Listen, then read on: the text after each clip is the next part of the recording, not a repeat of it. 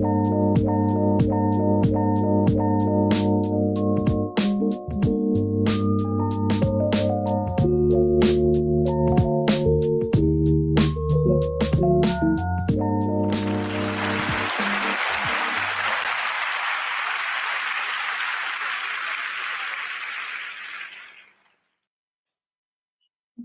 you miss me? Did you miss me? Like, for real? Did you miss me? I missed y'all immensely, and I mean it. Like, not from the bottom of my heart, with all of my heart, in my peace of mind, in all the light and positivity. I thoroughly and genuinely missed y'all. I mean that. So welcome and welcome back, or welcome back for my folks that are used to me, and for the folks that are just coming on in. Come on in this place. You are welcomed. Why? Because welcome and welcome back to another episode of the B Mix right here on BeExposedRadio.com. You already know what Thursday nights at 8 o'clock are for, just because I took off a few weeks in May now. Okay, I took off just a few. I took off May, and that's all right. And we're going to get into that in a second.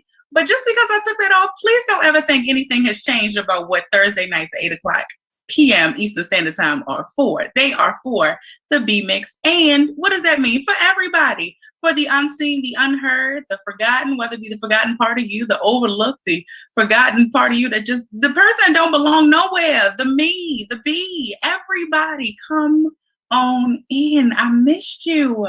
I did. Child, I took that mental health break during what other time to take, well, besides when you really need it, but what better time to take it than during, I guess, I don't know, say the commemoration of, it's not like a passing of anything, but Mental Health Awareness Month, which was last month, May. So I took that on off, child. We just, just saying, to be transparent, it was a little funny money too, but beside the point, that's not that matters. It really was just to be able to come back like this, fresh, refreshed, rejuvenated, replenished. I mean, I got stuffs, okay, with an S at the end and at the beginning to tell y'all about. I want to hear about y'all. I really do. I'm finna reshare the show real quick. Always take the time to tell y'all, show y'all what I'm doing now. Let's see here. How we do this, like so. Boom, like that. And we're gonna, the volume up, y'all. Y'all see, it's been a while, baby. I had to get acclimated. Amen. Oh, Lord. Okay, there we go. And boom. Guess who's the Zach? That's what I'm gonna change that. That's gonna be my caption for the repost of the video. I'm gonna do better at captions and stuff. But let's not delay this thing. If you need to call in, I don't know why y'all ain't saved the number yet, but that's all right. I'm not on here to fuss today. I promise I am here to usher us on in, okay? And no, I'm not talking about, I think that you should let it. That's not what I'm talking about. No, shout out to Usher, I guess. That doesn't matter. That's what I'm talking about. But usher on in, okay? Like we go to church and usher into his presence, yeah, like that. So if you have not saved this number yet, go and jot it down and keep it, okay? Save it as, if you got to save it as the B-Mix, that's fine. Save it as Be Exposed Radio. Whatever you have to put in. If you got to save the whole thing, I don't know if I'm the only person that'll put in there Uncle Jimmy, just a flip phone. I'm gonna get to that in a minute. I'm gonna tell y'all why I use that example. Lord have mercy. Either who, honey, get on in here and text and call into the show and let me know how much you miss me. 443-642-9403. Again, that is 443-642-9403. Okay, feel free to drop in. We in here for a little bit. Drop on in, excuse me, and let me know what's going on with you. I really want to know how you spent your month of May. We had some other things and all that. We didn't talk about a lot, y'all. We coming up on our 1 year anniversary now. Not even anniversary, our 1 year anniversary. Okay, it's next month. So I definitely, we got some things to talk about to prepare for that, but I would really like to hear from you on what you did during the month of May. Just even if it's something that you think is small, y'all know me, I'm gonna make a mountain out of that anthill, okay? Because I get excited when y'all gets to, self-reflecting. Did y'all miss hearing me say that? Did you miss it? For real? No, tell me. All right, you didn't miss it. It's fine. It's fine. You should have, though. I'm going to take it as you didn't miss me saying it because you've been saying it to yourself, because you've been practicing that. You've been self-reflecting during the time that we have not been talking. That's what you've been doing. And I'm proud of you. That's all I want to get to. I just want to get to the point of telling you that I'm proud of you. Okay. B is proud of you. Benia is proud of you. The B mix is proud of you. Okay. Proud of you for whatever you have done to help soothe, your mind, to get some rest, put yourself at ease a little bit. Some prayer, some fasting, some meditating, some manifesting, some working, some resting, just all of that in between. I'm gonna tell you about the shirt in a minute. I'm gonna get there. I'm gonna go on and get there. Because yes, it is backwards. Okay, so you know how the back of the neck come up a little bit like a turtleneck, a little bit. Don't worry about it. Oh, and I don't really have a neck. Don't worry about that either. Mind your business. Okay, mind it. But now that we're on it, I want y'all to get into this. Now, for my folks that can't read cursive, I know, baby, I got you. It says, it's a pound sign, okay? So hashtag love your neighbor. I always accidentally say love thy neighbor, but y'all know that's that Bible reference. Excuse me. We got to talk about some things, y'all. Y'all know we always got to cross some T's and dot some I's up in here now. Just want to get us together. That's all I want to do. I said I'm not here to fuss, though, and I promise I'm not. I just really want to help us. But before we really get into all of that, let me share some things with you. So first and foremost, I have come to the conclusion, in this time away from y'all, right? I've come to the conclusion, very serious one for me, that I am addicted to granny panties. You understand me? When I say like granny panties, like they make me so happy. Do you understand me? Like, it's probably an illness. Like, it's so much so that I don't know if I ever told y'all, but I'm gonna go ahead and just, y'all know, but the B mix is always for raw material anyway, right? It's all organic up in here, okay?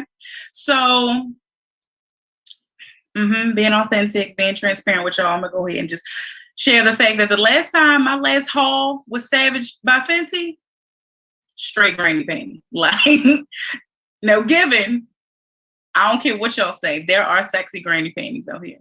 But the issue, this is why I think I have an illness, for real.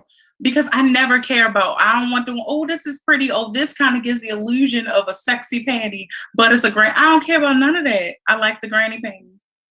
So that's really what I've come to the conclusion of during my mental health break that I took during the month of May. Other than that, though, seriously, like I really got to it. Like I really got to it. Let me give you a little testimony. Okay. So y'all know the last time we talked, first of all, shout out to my guests that I had, because at least was just kicking off Mental Health Awareness Month, the month of May. And it was right around Mother's Day, weekend. It was right before, I think the week before, I believe it was the very beginning of May. So literally a month ago. I had two guests. I had Linda and I had Shantae on. And so we got into I had my daughter up there clacking or something. There go another one. Okay. It's not her bones. So it's probably she didn't put on some heels or something. Moving on. But yeah, so Linda and Shantae and I just got into the mentality of just work through some things, talk through some things. They gave some really good nuggets.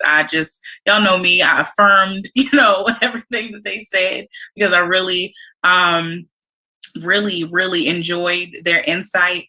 So shout out to them. I'll definitely do that. Oh my gosh, Shola! Hi. I miss you. Like, on so many different levels. Miss you, love you all the same. Like I miss you a lot and I love you more than that. And then I miss you more than that, if that. So it's like a miss you, love you cake, layered cake. You get it? Okay. I was hoping you get it. No, I'm proud of you. I'm telling y'all, Shola is the bomb. Just, that's it. You don't have to heighten it up. You can't bring it down. Like she really is the bomb. That's that. So you're welcome. Because you needed to know that today. I want you to know, like, y'all needed to know how bomb she is because she really is the bomb. And that was a good one too, y'all. It would sound like I stalk her or anything, and I don't. It's my sister, so cut it out before y'all starting to try to judge me. I can stalk her. Moving on. I said that on camera. It's okay though. It's okay because she knows it and she loves it. So there's that. Moving on. Because now I'm like cheesing because my sister on here. I told y'all a long time ago, my sister agreed with something. It's really over for y'all. Okay. And I'm gonna tell, and we really gonna get into why that is so important. Y'all remind me that I said that. Y'all remind me. Matter of fact, hold on, going to my notes because y'all not gonna tell me. Y'all gonna forget too. Don't worry about it. I got you. I got you, Saint. Don't worry about it. I was about to put my sisters the bone. That too. But what was the note I was about to tell y'all? What'd I say? Oh, boom. Confidence in family. Boom. Okay. That's not what's going to tell me what I'm trying to say. Hold on one minute. Confidence in family. Height. Ooh. Height, man. Okay, but I know exactly what that means. All right, cool. So, besides learning that I'm addicted to granny panties, and y'all really can judge everybody else but me for that, because it's either granny panties or not. So, what was she down here in the tutu? Yes. Okay, you look beautiful. No, you can't get those right now. Okay, yo, just mind me. Don't ever think that I stopped doing that. Okay, just yeah, I will let you know as soon as I can get your ballerina shoes. As soon as I can fetch those for you, I will surely let you know. All right, going back upstairs here. Thank you so much. You look beautiful. You're welcome. All right, now I sent her upstairs and she had on a pant and a shirt. She came downstairs with a full-blown dress and tutu, tiara, getting her ballerina shoes. I digress. Um, so beside all of that, right? I've gotten some things done. First and foremost, I have officially, y'all. Oh my gosh, I can't believe I get to say this out loud. I have officially written and finished writing and editing my 2-part life memoir. So like I finished 2 books, right? I'm sure I mentioned it earlier on, but I know I was nowhere near in where I am in the process with them. So whenever I mentioned them back then, I'm sure it was just mentioning like probably thought of or saying I'm getting to it because I had finished the children's book on grief, which I'm really proud of. And that's been with the format. I'm sure I mentioned that already. And so that should be finalizing. And then I've like the fact that I've submitted both the books of my life memoir, the 2-part life memoir to the formatter for her to, wave her magic wand and scoot some things around and make it pretty. And more recently, I have submitted them for copyrights, y'all. Like I'm finna publish these things. Woo!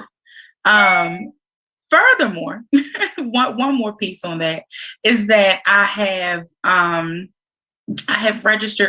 accepted an invitation and registered for the Black Book Expo. Y'all come check it out, not just for myself. It is an event that I have not been a part of, but just definitely if you say I've been a part of it, but like in the way background, helping to volunteer, just helping, kind of offering some advice, maybe for logistics or things like that. But Black Book Expo, shout out to Andrea Jones, shout out to Live to Aspire, whose shirt this actually is. And like I said, I'll really get into about the shirt in a second. But it's an event that's been going on for a couple years now. It's volume 4. But I swear I feel like it's been longer than that. Either who. And this will be like the biggest event yet because it's actually been asked to, not it's, she, Andrea has actually been asked to partner with the city of Baltimore because it will take place at the War Memorial Building where it was not last time, but the time before then. And so it's really, really cool because that week, that last week in August, there are events happening that the city of Baltimore is hosting at the War Memorial Building. So it's really, really, really cool that they've asked for this event to be part of that week-long commemoration, I guess you can call it, to the War Memorial Building. So August 27th, stay tuned.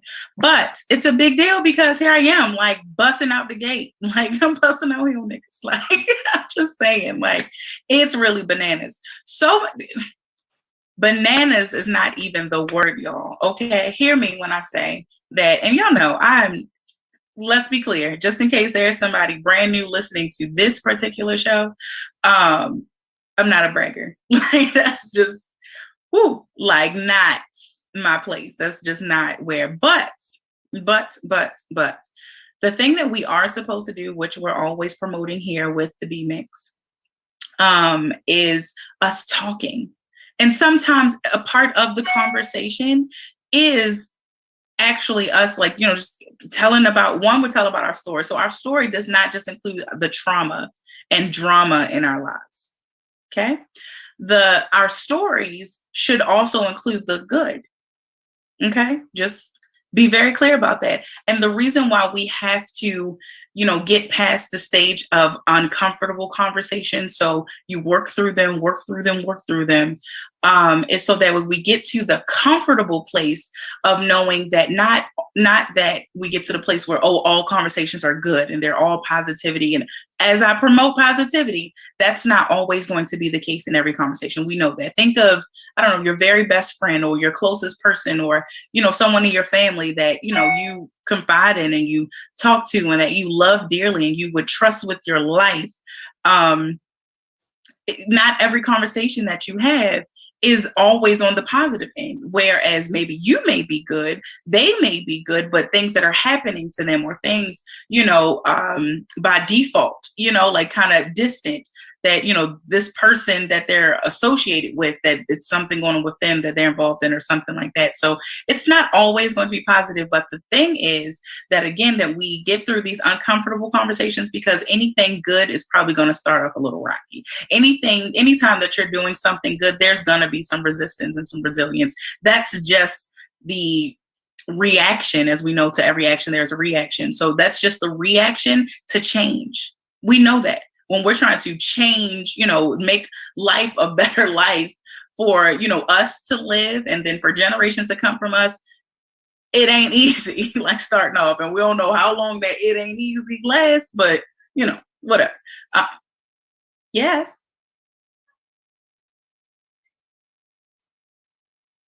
Your tent. What tent, Sydney?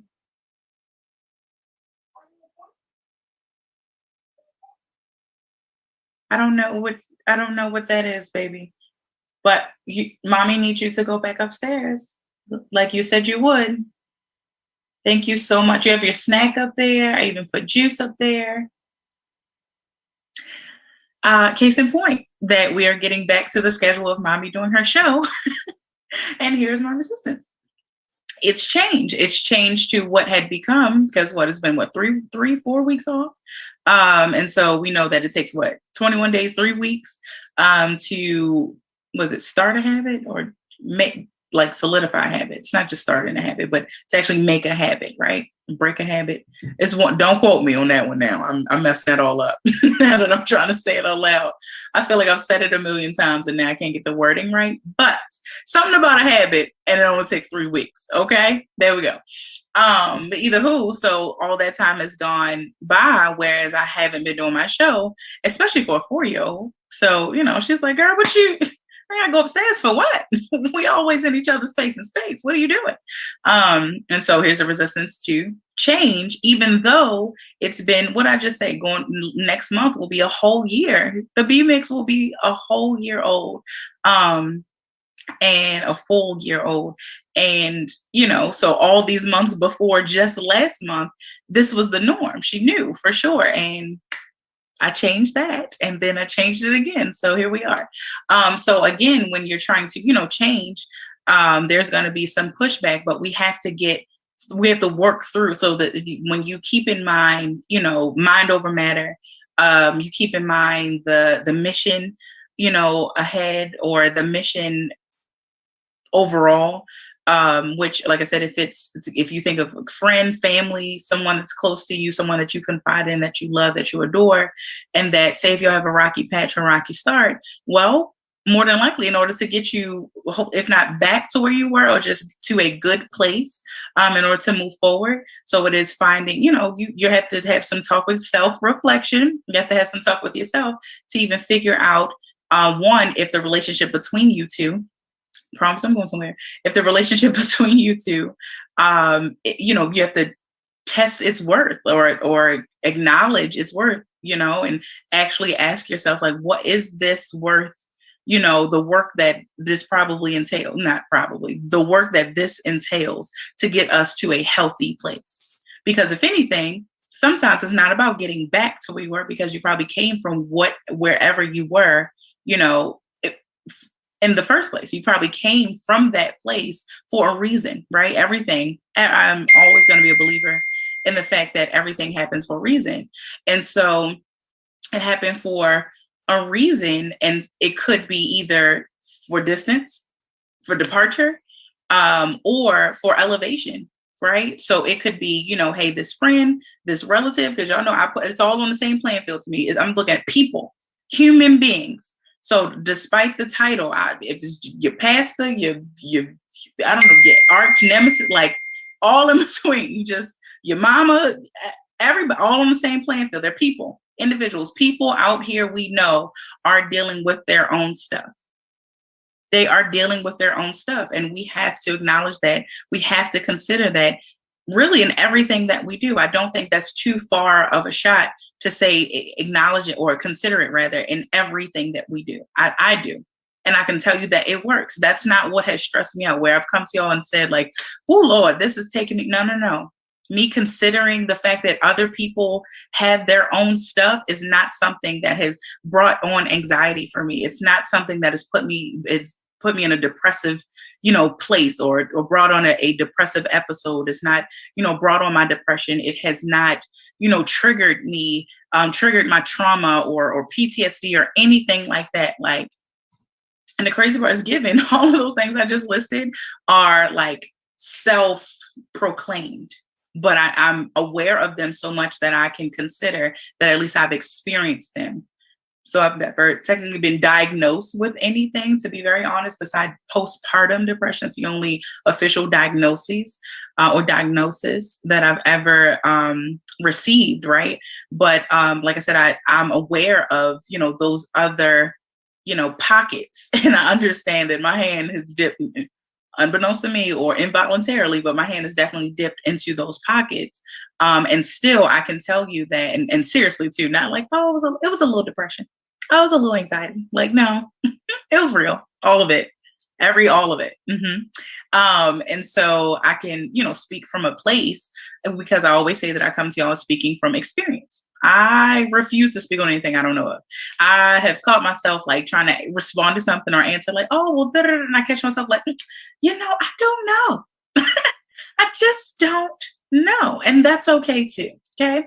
Because when we're going back to the matter at hand of talking about like uncomfortable conversations and why we have to work through them, because again, you want to get then to a place where you're creating that space. Here on the B Mix, I'm constantly trying to create that space, right? For anyone that chooses to watch, chooses to listen, for regular viewers, for new viewers, it could be a new viewer, every time, right? And so it's maybe not even live, like someone that may not catch it live, but, that catches the replay, like that it's a space that's created that you understand and eventually really feel comfortable enough, and confident enough in yourself and comfortable enough with me, and just the space that I'm creating here on the B Mix, by way of just what I'm saying. And so that's why I speak from a genuine place. And that is the antidote. That is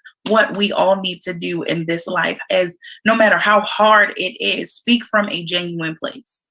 And so I guess there's, I guess there's pros and cons, but because I truly believe that, that's how I carry things for people. So if you speak to me, or I observe you speaking with an attitude and just nasty, like ill-mannered and all that, like that's what I take. I feel it. I'm going to take it as that's your genuine place, because people can genuinely be mean, just like people can genuinely be happy. And it sucks, because we live in a world where whichever side, and then there are so many other genuine feelings in between, and emotions in between that people can feel. But we know that in the world that we live in, is you happy or mad, happy or sad, right?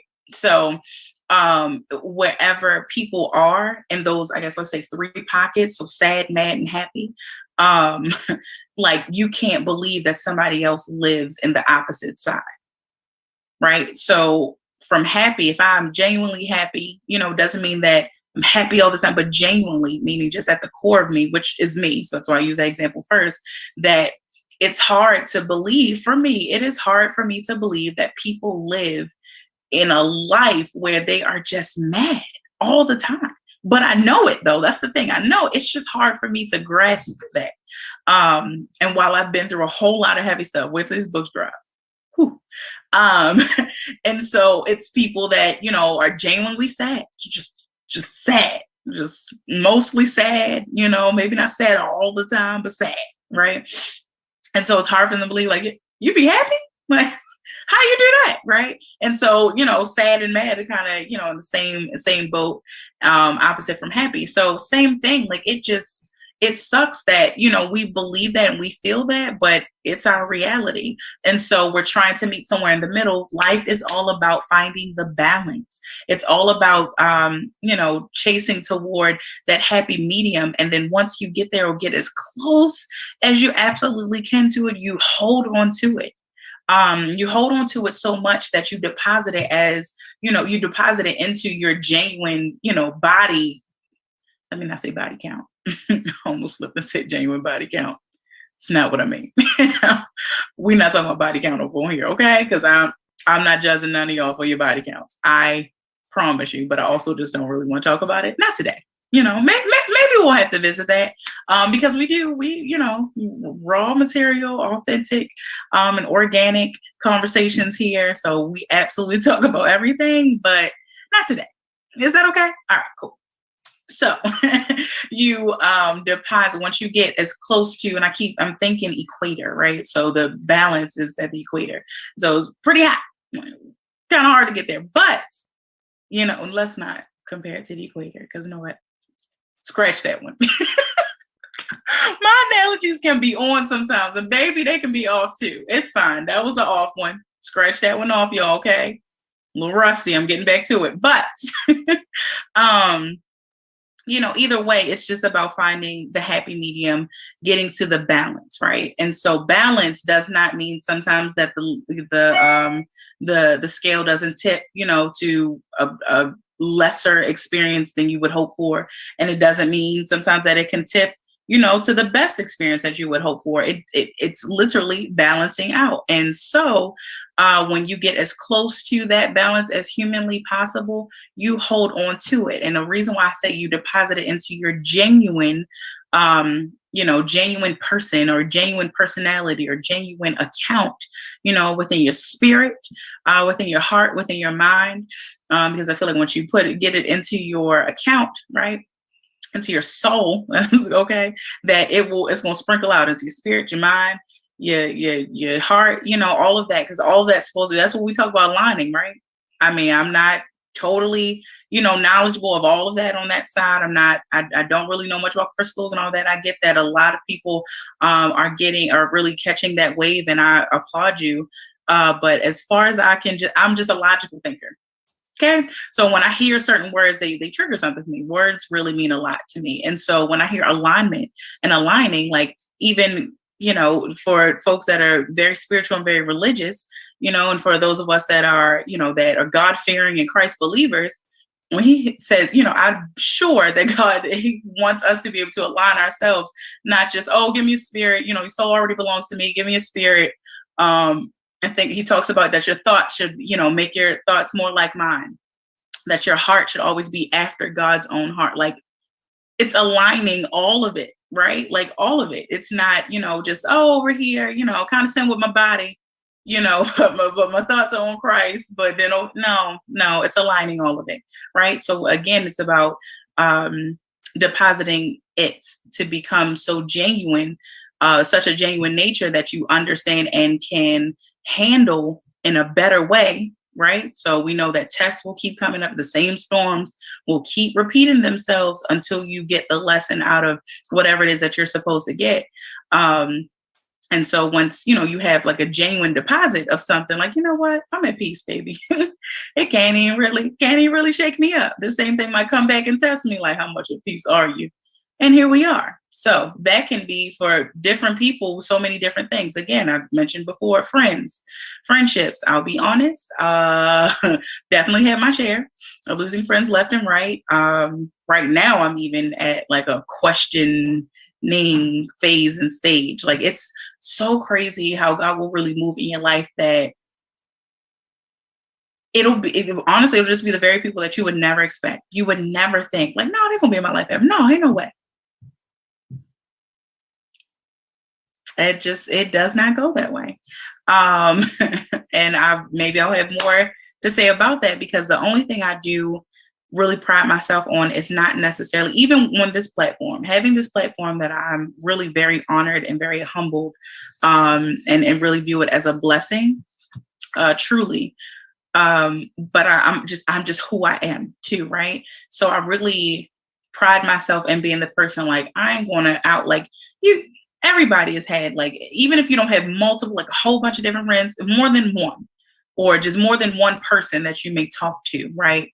I ain't gonna say regularly, because that differs for people too. So many variables in life. Lord have mercy.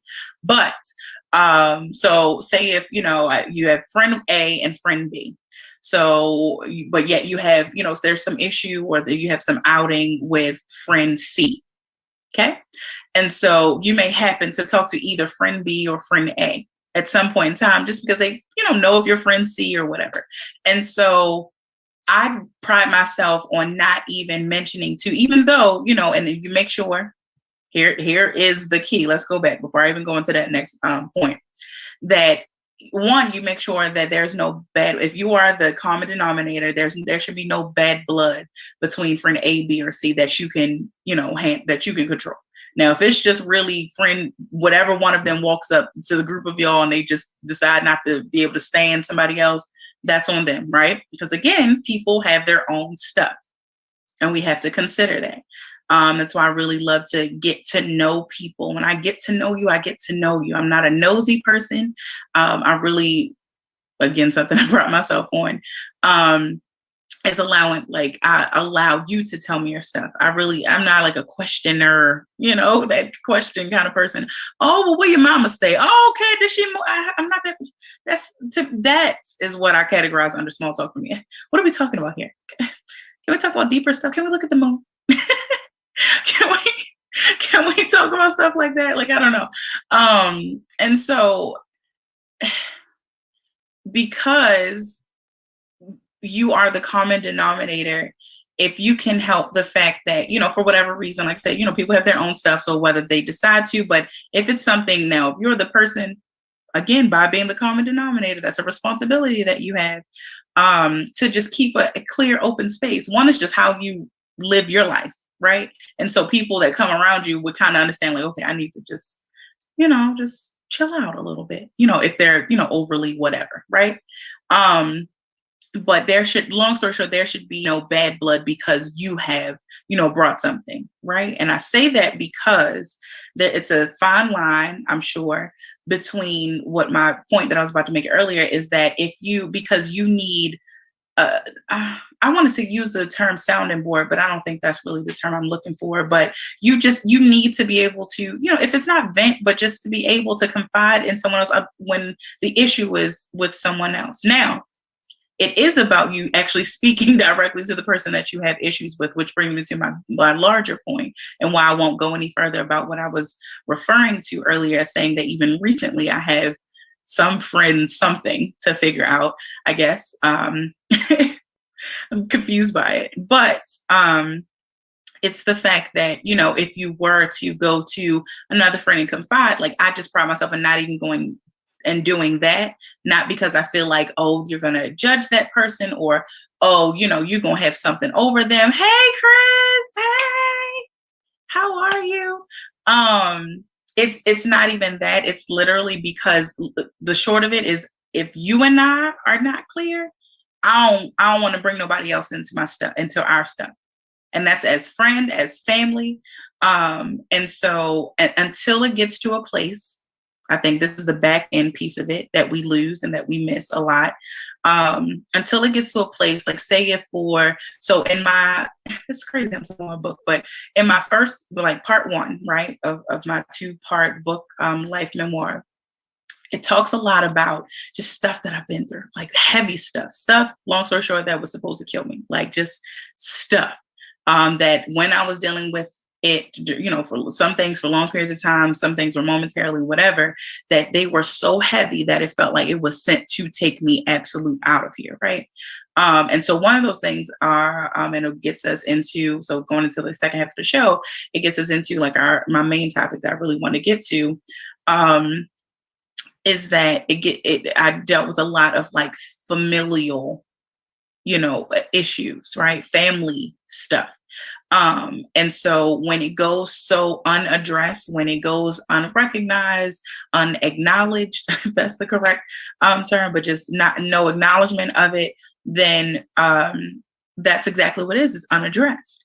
And so for the person that, not necessarily victimized, but whatever term you'd like to use, if you can relate, that for the person that it happened unto or that dealt with it, it probably festers. And that's where for a lot of us, that's where depression comes from. It's unanswered, unaddressed, unrecognized, lack of closure, all of that stuff, all because we don't talk. So again, why it brings me back to, my place of why I even wanted to finally unmute myself and to, take advantage of this opportunity, of this platform, being that I just want to get us, and it's for everyone. Again, I say that, I open up every time by saying that, but especially for us Black and brown folk, like it's a lot, because I can't speak for anybody else. I can't speak for nobody that's on the tan side, that's on the white side, like on the yellow, orange, purple, green. Happy Pride Month, by the way. I know I didn't name all the colors of the rainbow, but happy Pride Month. But I can't speak for them. I really can speak from a place of a brown, textured haired, kinky haired, woman. I was about to say girl, but I can speak from that place. And mostly having been surrounded by folks that, look like me. I've seen quite a few of other people that do not. But still, so I speak from that place of saying that I want to get us to talk. I don't want to start off or say it in such a heavy statement of like, we don't talk, but if it's truth, it's truth too. Just say, and so because that's the glue that we need to bond us together. It's just to get us to talk, and then because it's baby steps, just to get us to talk, and then to get us to talk more positively, or not, and not to be misconstrued that, again, like I was saying earlier, doesn't mean that every conversation will have a positive topic, but it's with mind over matter. Like, again, I mentioned earlier that, the positive in the fact that this uncomfortable conversation will get us to move forward, right? To get us to a better place. So it shows of why, we are so disconnected as a people, because not just but because we do not talk. I think if we start there and begin to build that bond, we'll be well on our way, right?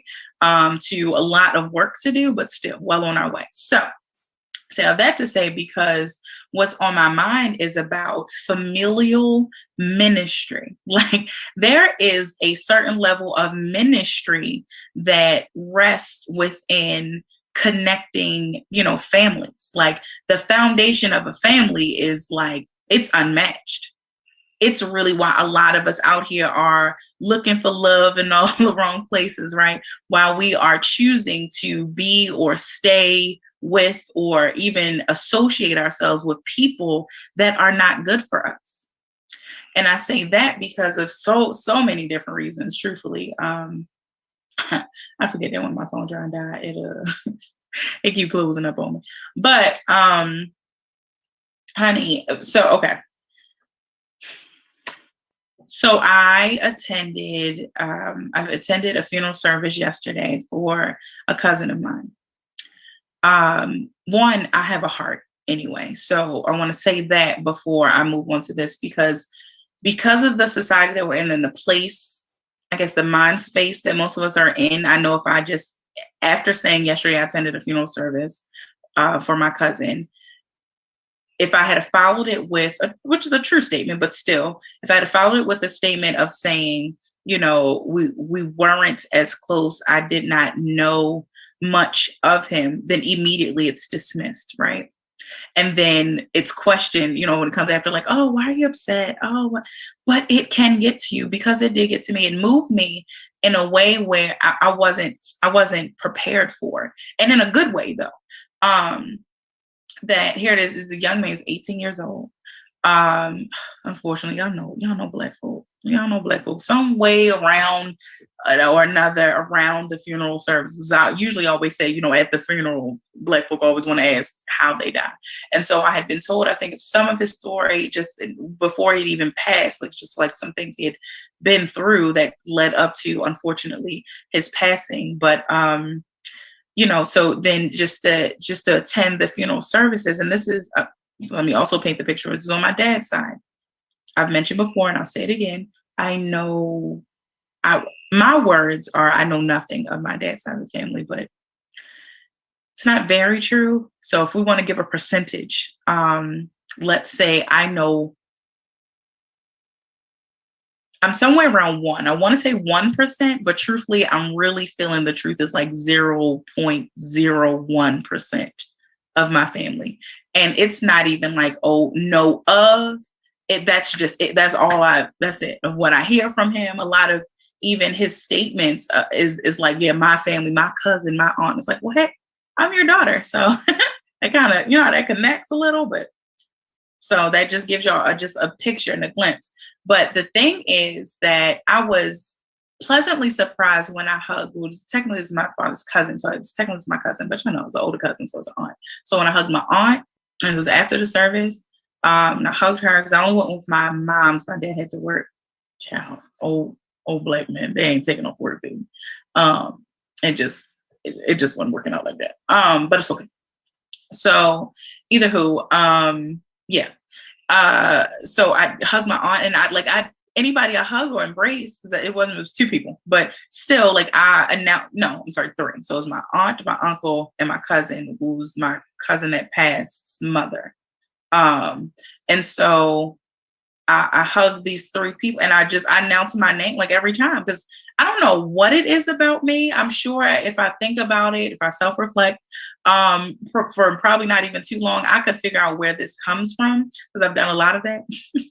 I'm telling y'all, self-reflection will really just get you to know so much about yourself. That's why it's really sucky that I spent so much of my life and just getting to like the tip of that iceberg of getting to the place of loving myself as much as I really should. Just because I've known myself so much. And it wasn't that, oh, I don't like these things about myself. It's weird. Like it just didn't go hand in hand in the society and the environment that I came from, of one, knowing about yourself and knowing so much about yourself to the level which I'm pretty aware of. And then to love yourself a lot too, like you got to pick one. That's kind of the world we live in, whether we recognize it or not. And so either who, but in self-reflection, like I'm sure I'll be able to figure out at some point of another of why I've just always assumed anytime I enter a room or enter any place, I assume people do not know me. Like, I don't know what that's about. And a lot of the times, much to my surprise, that's not true. So either way, every time I hugged and announce myself, I know who you are. Oh, okay, sorry. My bad. And so all that to say though, so being at that funeral service, to be in a room, and it didn't hit me until talking to my dad, who, of course, there are things that we just wish we could change about people. And some things we can, some things we have control over, even if it's, the smaller part of the larger change that we're trying to get at. Do not be discouraged about that, right? That it's like, oh, I only got my hands on this small piece. That's a part of the larger piece. So that's okay. Work your piece. Okay. Work your piece of the puzzle. And so it didn't hit me until, as well after the service, my mom and my daughter and myself, we've gotten something to eat. We've, gone to go find my mother's dress for the wedding, child, Lord have mercy. That's in, 2 weeks, moving on. I ain't judging, child. But y'all pray for me. This month of June, my God, y'all's pray for me. Okay. Um, it didn't hit me until my dad asked, like, how did it feel to be in a room full of your cousins? Now, it, technically, I guess it was a snarky remark, but it's all truth. So you can't be mad. And I don't think he took any offense. I just think that he was not prepared for my response, which all I said was, I didn't know those were my cousins. I didn't know that was my family.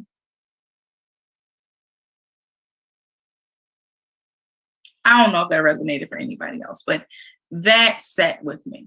It sat with me like, bro, what? Like, this my family. Why don't I know that?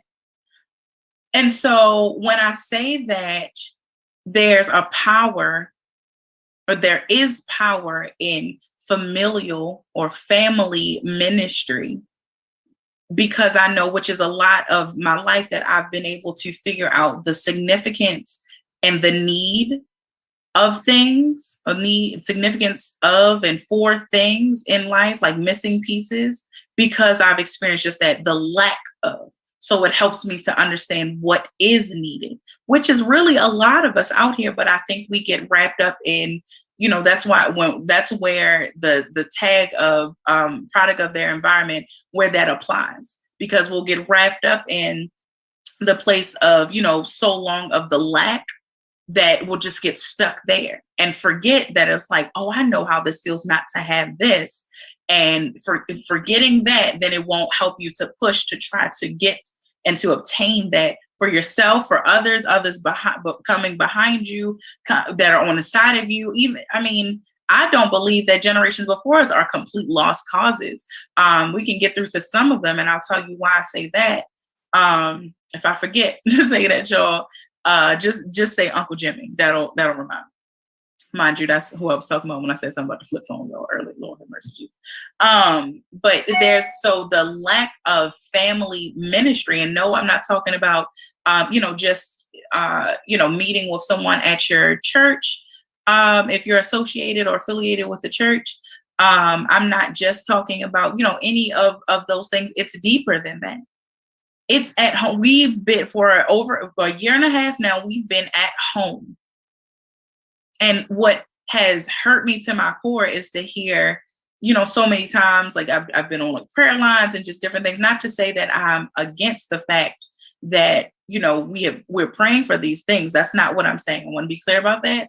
But some things strike you. And so what has, struck my heart is that struck my heart is to hear, that so many people being at home has revealed so much discord in familial units, in family units, for the folks that have shared a home, have shared, a roof, have shared bill, whatever, shared responsibilities, whatever the case may be. These are now apparently, and I'm saying apparently because I don't know this as far as a result from the virus, from the pandemic. That's what I was looking for.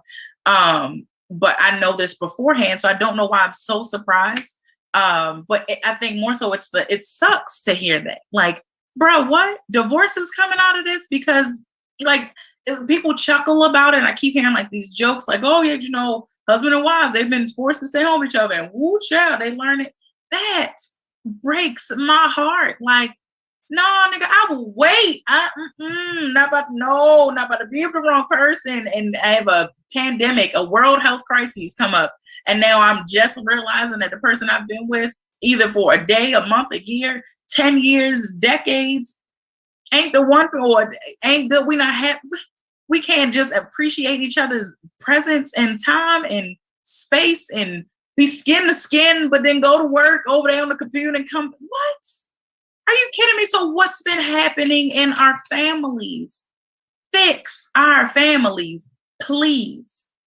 I am asking you. And no, the only broken families and the only broken homes are not just those of, I know y'all use these terms and I know I hate them, but just for the sake of making the point, the only broken families and only broken homes are not just of baby mothers and baby fathers. It's the only time I'm going to say that. I hate it. hate referring to somebody. Even with my issues with my daughter's father, I always refer to him as my daughter's father because that's who he is. And more so because I'm not bringing y'all. This probably it's gonna hear it's gonna be a little bitter to hear, but whatever. I'm not bringing myself down. I'm not demoting myself to say that I am someone that's worth, like, I am worth more than having a baby father. I'm worth more than being a baby mother. It's just not it. Is it basically the exact same scenario as a lot of others that refer to each other as baby mom, baby pop? Yes. I just don't like it. It has a stigma to it. It has a negative connotation to it. I do not like it. Words matter to me. You are speaking either life or death into your situation. I refuse to speak death. There is too much physical death happening out here and too much unaddressed spiritual death that we are surrounded by. I refuse to take part in it just by the words that come out from my lips. Absolutely not. Not doing that. And yes, it is that deep. Again, why we have to get to these conversations, because there's somebody out there that may not think anything of it. I've spoken before where I know that I'm probably taking the fun out of it. I don't care. Where we say, like, you know, like young kids now, Lord have mercy. A lot of people, where did it come from? I don't even care. Just stop saying it. Of the dead. I'm dead. Like, I chuckle just now because I get it. Like, I get how people say it and laugh about it. I am not speaking that on myself. I don't care if you think I'm a grouch or a Grinch. I don't care. And I'm telling you, I'm hella fun. Like, low key, hella fun. But yeah, no, you won't catch me. I'm sure all of this time joked once, and it's very recently. It was because our little sister, shout out to my baby. It's the month of June. Her baby turned 21. Jesus. Whew, it's happening, y'all. It just happens. These babies get older. But, you know, like she says it and uses a lot, right? Because again, I just said her age. So, you know, young people that are around about that age is just a normal, natural thing. So I used it, you know, because in reference, whatever, not even in reference to her, I'm sorry. In regards to a joke, and, you know, said it, right? And literally she was like, ooh, like surprised, like, not you. I was like, I know, you know, I don't say this, but it was for the joke. But no, plead the blood of Jesus over it. Nope. Not happening. And speaking of that, right, of our young folks, like, being at that funeral. So again, my cousin was 18. I don't know if I said that earlier. 18. So there were a lot of babies there. He definitely brought the city out, right? A lot of babies there. And I just want to say this, and I don't have to stay in this place, but there is something, right? So I talk about like family ministry. And so we know that the goal is always to pour into young people and pour into our youth. And why isn't it starting? And I say at home, but it's more broad, right? Just within our family. And we talk about how small Baltimore is, Smaltimore. So wherever you are, I don't know if your city or your town, county, I was going to say country. Well, there's some small countries too, but I don't know if where you reside, you know, is smaller or same size or larger than Baltimore. But so what? We all related up in this thing somehow, some kind of way. At the least, you my brother in Christ. At the least, you my sister in Christ. Whether you believe in him or not, that's just how amazing he is. You still belong to him, even if you don't choose him. It's fine. You're still covered. Just make sure you're covered by the blood. Okay, just get on in here and just claim his name. But that wasn't my offer to salvation. I'm just trying to tell y'all what's good. What's good to me, because I'm saying right now, he is good to me. I know it without a shadow of a doubt. But the goal is to, you know, pour into our youth and our young people. And then, so when we hear these things, I don't know what happens in the minds of just our people alone, but just in the minds of people. That's why I'm so interested and passionate about just thought processes and psyches, like just how we think, because then that's what controls our behaviors. Like, human behaviors just fascinates me. Like the things that we do, the things that we think to say, the ways we think to act, like all of that, just, I don't understand. And I love it at the same time. And so it's like, when we hear things like, oh, yeah, our youth are they're, our future for tomorrow, and they're this, and we got to pour into them. I can't speak to what goes through our minds when we hear statements like that. Let's go to what should go through our minds. And again, I know a while ago I mentioned about the fact that we should remove shouldas, okay? Because I've suffered from the shouldas. Such and such shoulda loved me. Such and such shoulda did, like, I got it. Okay, I got it. I'm gonna tell you what we should think, okay? When we hear things like, pour into our youth. Okay, in order for me to, let me think about the youth closest to me, first off, because I can't just jump out there into the deep end. I'm gonna definitely use that example because I can't swim. I know. I'm so sorry, y'all. I do. Yeah, I'm a statistics there that they say that we can't swim. I didn't even know that was a thing, that they associate that with Black people. It's crazy. But here I am. I love water though, so I don't know what that's about. I will get mad and splash it up good. Okay. And I'm not afraid. It's weird. We'll get there another time. But so I think immediately, if I hear a statement, not just this one, but just a statement, I immediately think what's closest to me, right? What I have, what's in arm's reach, what I have, control over, right? What I control, there we go. Thank you, Lord. He just gave me this. So let's change that. It's not even about, could change what you have control of. Change what you have, where you have influence. Change the areas and the people, or make an impact, make a positive impact. You heard this here first. This is your B-tip of the week. Make a positive impact where you have influence. Does that make sense? Wherever it is that someone close enough to you that is influenced by your presence, by your existence, by your very being, make a positive impact.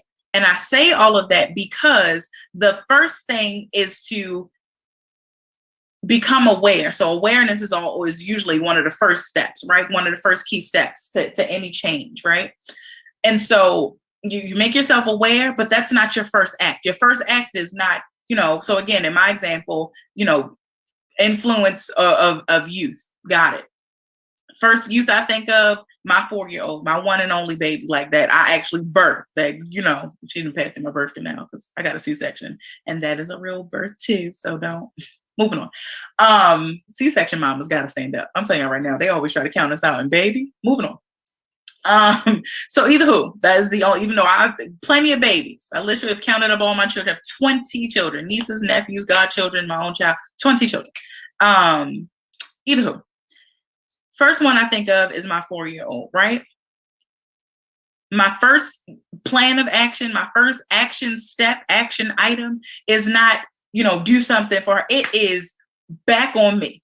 It's back on me because, again, if any place where I have, influence, where where my presence, my existence, my worth is of any influence to anyone, that means I have to check that first. That's within me. So I got to get that right. So if I'm someone that doesn't feel as though I'm worthy enough to be loved, how in the heck?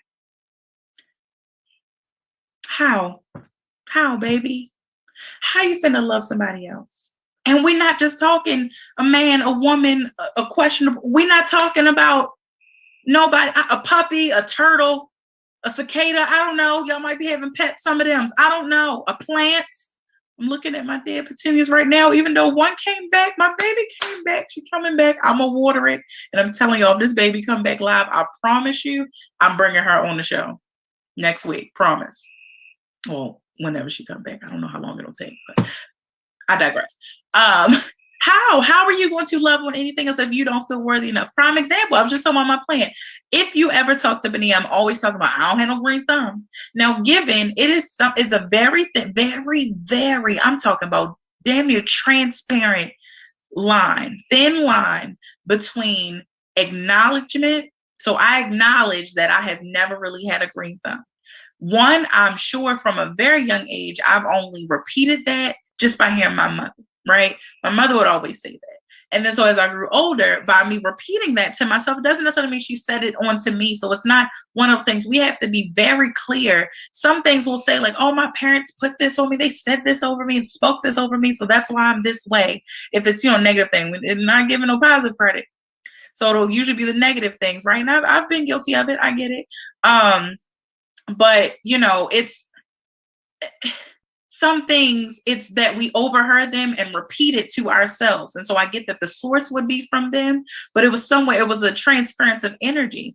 And then we decided to keep on to that. So then it took us to get to a place of realization, to realize that we had been speaking something over ourselves that we got from our parents or grandparents or whoever, whoever was in your environment, your familial, your family unit, that family ministry. Right. So for a lot of us came from not so healthy family ministries.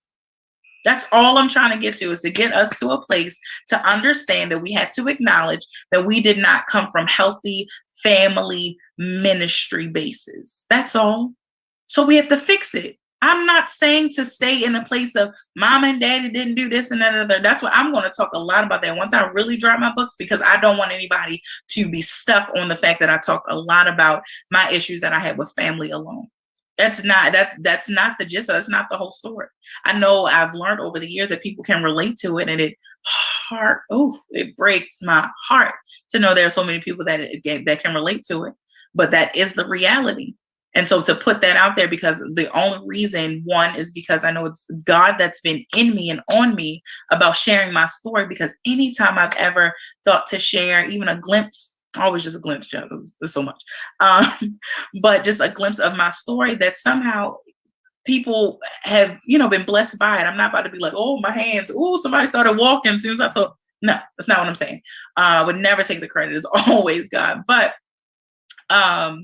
it's like, somebody has just always been able to appreciate the fact that I've shared my story. Like, it always, like, when I say humbles me, like, just makes my heart flutter. Like, bruh, it's me just talking about what happened to me. What you talking about is good for you. Okay, then, so that's the whole point of me even, living by example. Living by example, to live this vulnerable life that I've been made to live. I have to live transparently. Like, I've just known that. But there's still a process in learning that. So I've learned that it ain't everything out to everybody. It ain't, but it's come to realization, all in myself. Like, it's just a lot, right? And I had to be able to put those pieces together, because I myself did not necessarily, for who I am, let me be very clear about that, for who I am and who I've always been, I did not come from the healthiest of family ministry bases, right? Family units, right? For who I am. And so I've had to, work to get these pieces together. And I knew the only thing I could do was turn to God. Like, Lord, you made me, you put me in here with them. Like, you got to figure all this out, because I don't have it. I can't figure it out. But it doesn't mean it has to stay like that, is also the point. It means that we are to acknowledge that we may not have come from that, but to make them better, to try and do what we can for the family units that we come from, but definitely for the ones that we make. Just because we're only focusing on, because I know there's a lot of talk, a lot of different posts about, just worry about, the ones that comes from you, the family that you're making. I get that. But that family that you're making is also related to the family that you came from. Case in point, not really a good segue, but that, while I mentioned Uncle Jimmy earlier, is that I actually had the experience of, so those of you that have gone all your lives with going to, like, just visit with family, old elders, or just, I don't know, your aunt, your uncle, just done that on a regular basis. And especially those of you with grandparents and all, or godparents, just whomever that you may have gone to, like I said, visit them kind of regularly, or just, it was a normal thing for whenever your mom or whomever would say, we're going to go visit such and such. It was just a normal thing to you. I got a glimpse of that today. Never been a thing. And I'm 31 years old. 31. So that's 3 decades in 1 year. Okay, got it. And so I got a glimpse of that today. And I say that because I had to eventually chuckle with myself. And it's crazy how you get to a good place of healing that the process of eventually usually can take like a long time, but you get to a good place of healing that eventually can be a quick turnaround. And when you think of in time frame, so all of this happened today, right? So even though I said eventually, it was today. So I had a glimpse of that. We go to visit my uncle, who was my mother's brother, her only brother. And so I told her my mama and daddy, they always been older. So they're in their 60s or something like that. So this ain't like, like no uncle, like, oh, okay, just, even though it's my mother's brother, but he's older. He's literally double my age. And so, oh, Lord. Oh, my. Moving on. And so, going to visit him, I had honestly just had and nothing about him at all. It was all in me. I don't know what it was. Probably the spirit, the enemy trying to, just distract me and just keep me in a place of like, ugh. Right. So one, he's just like my mama. So Lord, my mama enough, baby. My uncle definitely enough. Okay. And they're Irish twins, right? So look, because they literally were born in the same year. He was born in January, my mother was born in November. Don't you talk about my grandma. Fight you. Okay. Moving on. But just saying though. Okay, grandma. Sorry. But like I had that, not just because we were going to visit, but I had that experience that I had heard and that you see, because I'm very observant, that I observe from other people that will take that for granted and be like, oh, we had to go see my uncle, oh, we're going to go see my grandma, oh, oh, thank God it's just because they fed me, oh, it's just because they gave me money. Like, instead of just appreciating the fact that you spent time with, it didn't even have to be an elder, but especially, elders, right? That we spent time with them and it changed, right? My heart was, warmed and softened in the place of where it was trying to be hardened, simply because, he really got to tell us something I was passionate about. Now he gets to share in his story, where a lot of us, and we have to be very careful of how, when we talk about mental health, right, that we'll dismiss it. And that it had been dismissed, rather, especially in the past. And so we've always known Uncle Jim, he's gone through a lot of tragic things. And he really broke down the story of just, how they lost my grandmother and the fact that it was him trying to resuscitate her. And mind you, he was the only boy. He had 5 sisters. He's the only boy. That's his mama. We know. I think I don't know if it's scientifically proven or not, but we talk so much about it. I'm sure there's just some truth to it about, just boys, men, having a stronger bond with their mothers. And so just how hard that was for him. And that he and my oldest aunt, so his oldest sister, they are the ones that buried, their grandmother, so my great grandmother. And then now he was the one, like, right there. He remembers the conversation that he had with my grandmother the day before. She passed away in the middle of the night. She died on Mother's Day, like, just things. And then definitely some years down the road, then my aunt, his wife, his late wife, Aunt Diana, like how she died, like I'm sorry, Aunt Diane, excuse me, I said Diana. Like just tragic things, right? And so not that it's been dismissed, but in a way that it's more so been unaddressed, that we just knew, like, it's crazy to talk about it, because I'm sure that somebody somewhere hearing this would just make a picture like, oh, he probably was just losing his mind, going on crazy. No, it was normal. Like he has since retired from the post office. Like he's, done things, but the mental health is just what it is. There's really no picture of what mental health looks like, right? And so I say that because I know just within our family, I'm sure it's just to know, like, yeah, Jimmy didn't take it well, about how he lost Aunt Dot, like just things. And now so proud of him to hear that he has, at some point of another, hold on, baby, give me a second, please, okay? That he has since, that he has sought after just I really made sure I hugged him before we left to tell him how proud of him I was, because he was talking about it. And here it was that I don't know if my mother recognized it or not, and I don't really realize, I don't know if my uncle recognized it or not, but my mother, like, she was trying to do so much in our visit. So I get that too. So she's trying to show him pictures and videos, and then they're having their own talk. So they're catching up his brother and sister. But my mother's very dismissive about the therapy thing. Right? About the mental health piece, that he and I are connecting on a level to where I'm just, expressing and just kind of trying to just gain some knowledge, because again, why I say that the generations before us are not completely lost, especially now that they're getting to this age that they are. And some of y'all have y'all parents or just elders of your family, I say mid elders, probably have maybe a decade left or something. Lord, not of life. Sorry. That's not what I meant. A decade, some time left for them to get to this soft place, this gentle place. I'll say not soft, this gentle place of where they almost become like putty, to where you can mold them over. Right? Because we'll think like, oh yeah, old people, they get all, if they ain't the sweet old grandmother give you candy out their purse, then they're the mean old lady or mean old men. But not necessarily the case. They get somewhere, and mind you, I'm speaking from a place of where my mother and father have both been very clear they will never seek therapy. I don't know how true that is, but as far as they are concerned, that is the standing, right? And so I still though believe, as I'm a hopeful person. And so the generations before us, why it can't just be who all is in your house. So even if that is the term, and you might hear me say that, because now I feel like I'm adopting that, like who all is in your house, who all do you have influence, but it's like, who's in your family that that you are related to, that you are of some influence to. So here it is, my uncle, I would have never thought. I was having a conversation with him, like I was just so proud of him, right? And so what are we doing with that? So then even when we think about our elders, and like I was talking about earlier, just at the funeral for my cousin, that so many young people, and I was so grateful that somebody got up in the 2-minute remarks. First she gets up, baby sang, okay. And so I was a little afraid. I was like, uh-oh, like just thinking me, at the age that I am, and so very aware of kind of like generations before me, generations, behind me.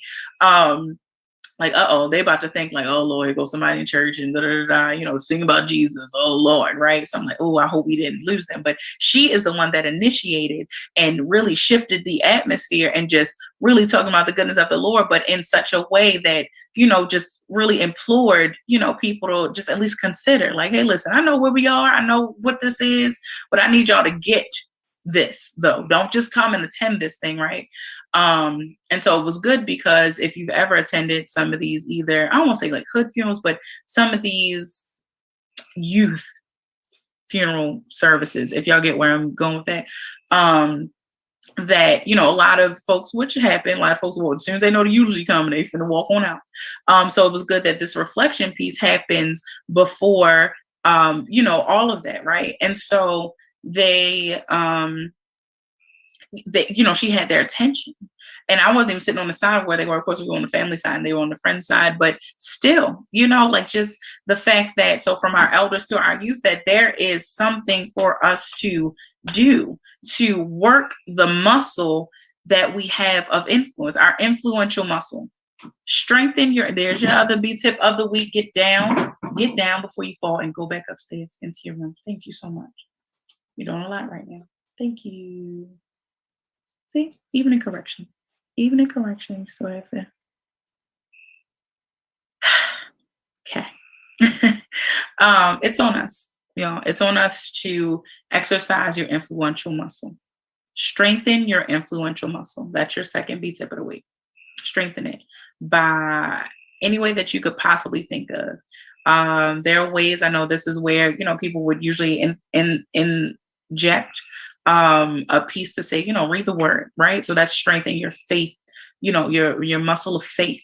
Get into God's word. It's nothing like it. You literally can't even explain it or describe what happens when you're literally reading the Bible, and then something that could have been on your mind a long time ago, right before you started reading it, whatever, that you'll just start to gain some clarity. And what you're reading could technically have nothing to do with it, but it's just because you're in God's word, they'd be like, all right, I can finally whistle now. Good Lord, he finally decided to crack the Bible.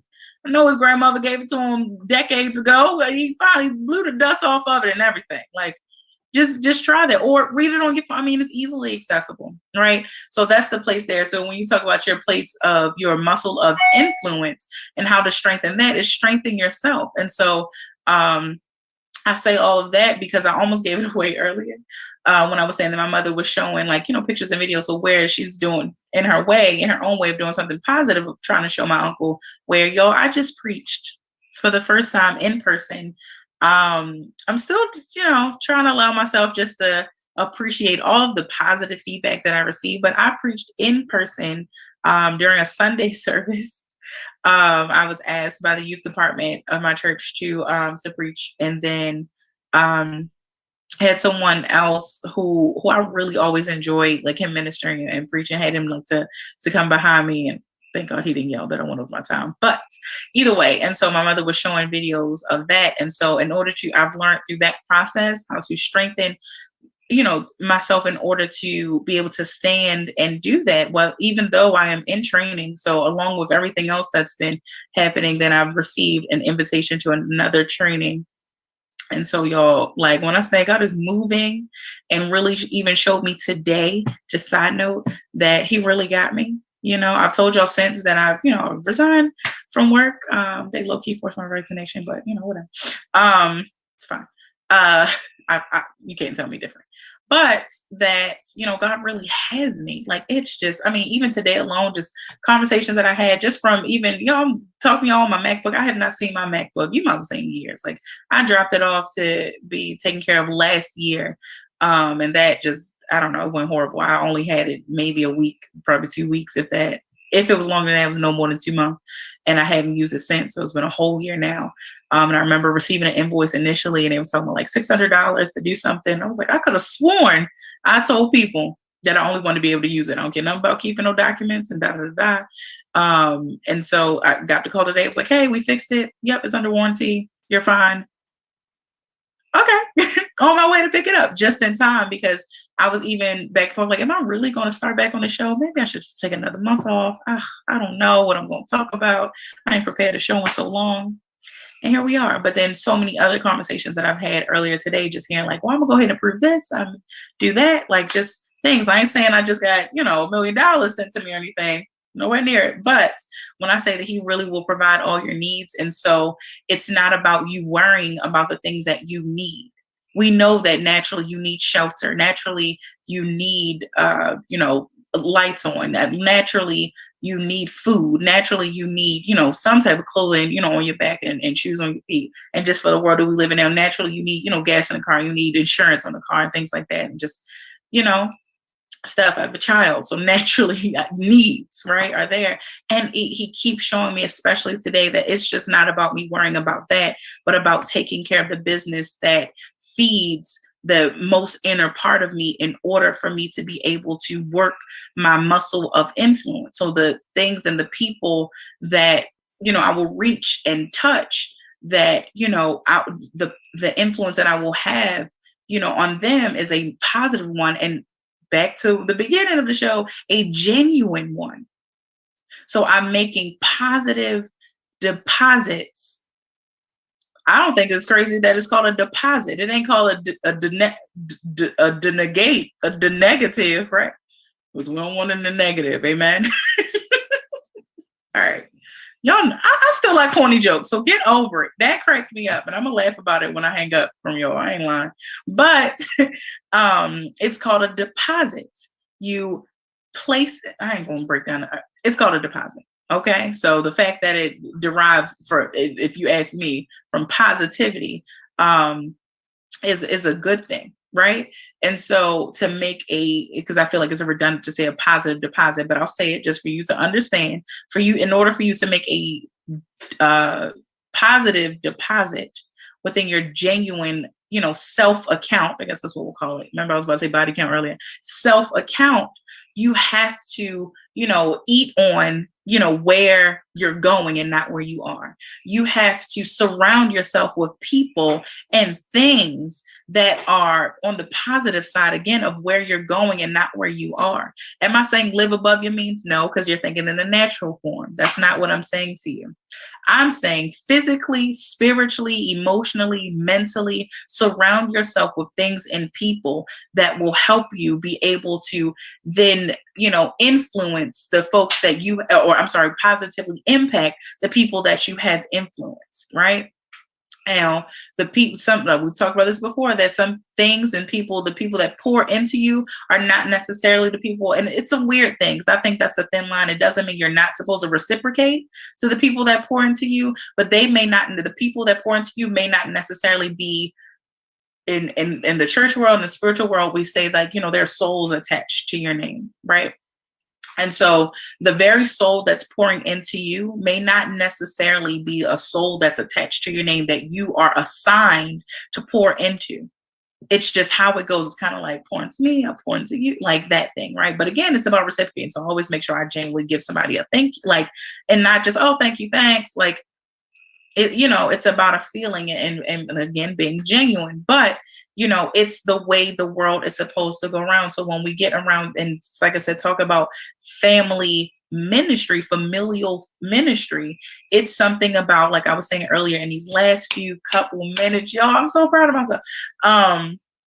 That how earlier I mentioned, I said my sister, like, y'all, but didn't I tell y'all when she hyped me, ain't no, y'all can't tell me nothing type thing. So the note that I made for myself to share with y'all is confidence in the family and family hype men, right? So, and it's not just, we know that, especially in this day, that family is not defined by blood.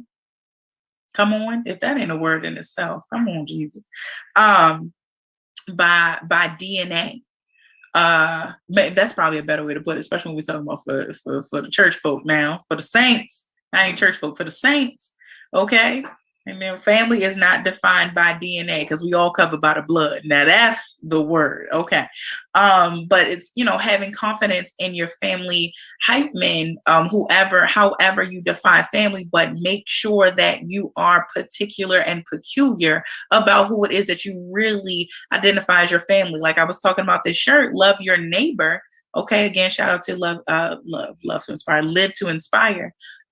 This is always for the community cookout that they would have for the homeless every year. It's usually around July 4th, and now it's shifted to Juneteenth, period.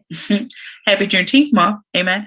But it's about, it's something about it. When you have that person really pours into you, and mind you, my sister and I, we have a lot of differences. We really do. Like, she knows that I'm the one that's really gonna love it. I'm gonna figure out and find what to say and how to love her and all that.